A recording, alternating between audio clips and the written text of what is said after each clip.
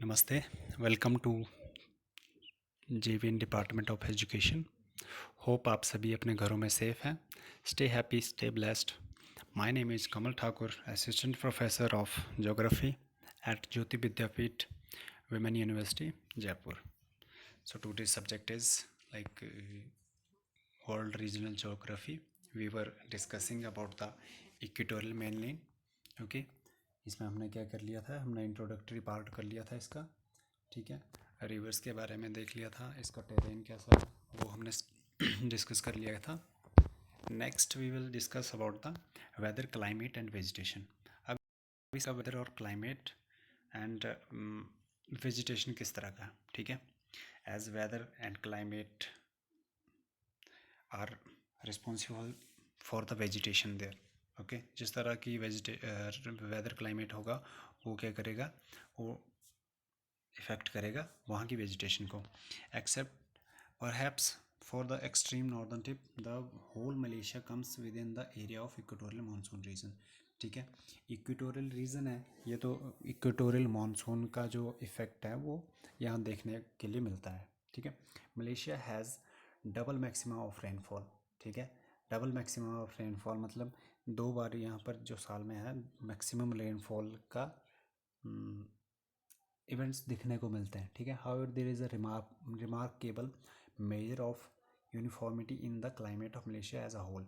यहाँ पर यूनिफॉर्मिटी है, मीन्स थोड़ा सिमिलर सा क्लाइमेट रहता है अदरवाइज। ठीक है, दो rainfall is ample in the whole region to support the typical equatorial forest.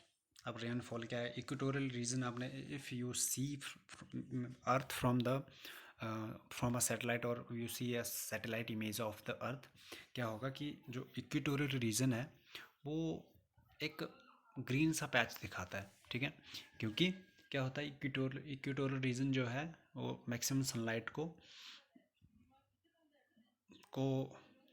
जो है क्या करता है, मतलब मैक्सिमम सनलाइट वहाँ पे पड़ती है। ठीक है, सूरज की तो डायरेक्ट सनलाइट पड़ती है एक तो, और मैक्सिमम पड़ती है। ठीक है, जैसे कि उत्तरायण और दक्षिणायन होता है जब सूरज, तो ये मैक्सिमम सनलाइट जो है यहाँ पर रिसीव होती है।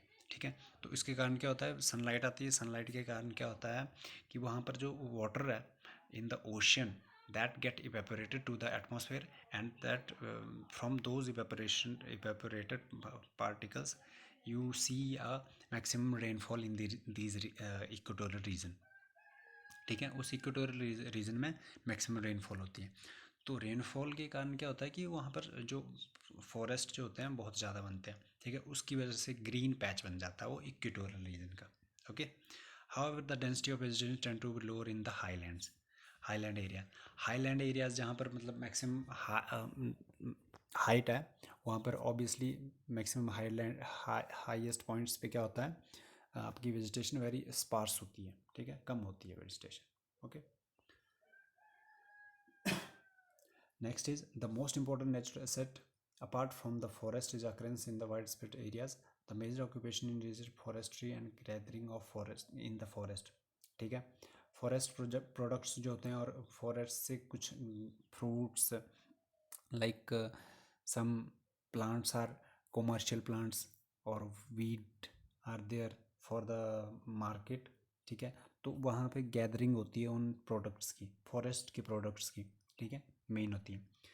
Then next is rice is very for most important food crop. Rice cultivation जो होती है वो इंपॉर्टेंट क्रॉप है यहाँ की।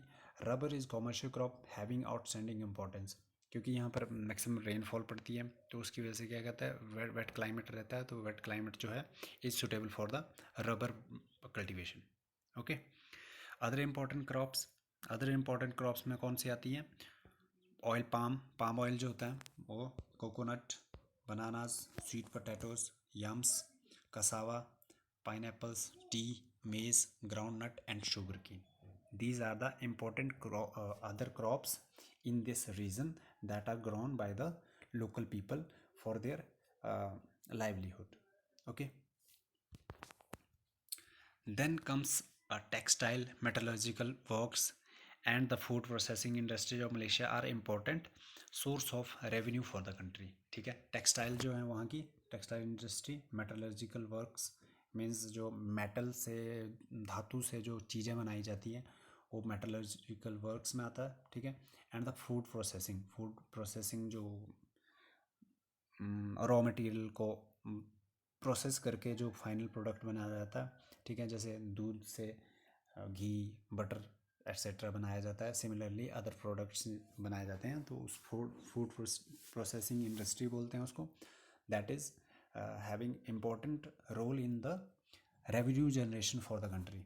ओके, रेवेन्यू जनरेट इन चीज़ों से ज़्यादा होता है वहाँ पर। देन एथनिक ग्रुप्स क्या क्या है वहाँ के? These are the ethnic groups Malays, Javanese, Sundanese, Acehnese, Lorenchi and Jambi, ठीक है। These are the main ethnic groups in this region, ठीक है। So this is it for this session. Hope you understood the session well. If you are having any query, you can ask in the comment box. Okay, this session was powered by Digital Version 2.0, Jyoti Vidyapeeth Women's University, Jaipur. Thank you.